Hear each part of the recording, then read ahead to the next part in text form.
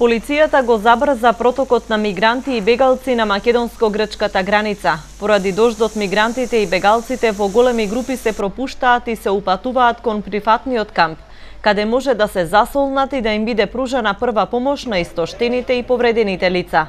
Поради тоа, вчера и денес речиси двојно е зголемен бројот на мигранти и бегалци кои транзитираат кон Табановце. Луѓето на границата велат дека единствено сакаат да бидат побрзо пропуштени за да го продолжат патувањето. We're not going to stay in Macedonia. We need to go out. We need to go to Germany, to anywhere. Anywhere, in any country to be safe, to live like normal people. Според податоците на активистите кои се на терен, во прифатниот камп во Гевгелија вчера заминале околу 6000 мигранти и бегалци кон север. Слична раздвиженост се очекува и за денеска.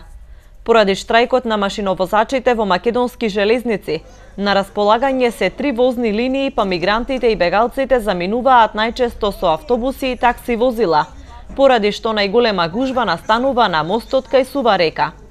Бегалците велат дека патувањето по вакво време станува уште потешко. We're not animal. We like animal here now. I feel we like animal. We have a baby, we have sick people, we have pregnant women. We all sick here now. Now I think it's going to be more sick now. За сега нема проблеми со пропуштањето на мигрантите и бегалците и според граничната полиција ситуацијата е под контрола.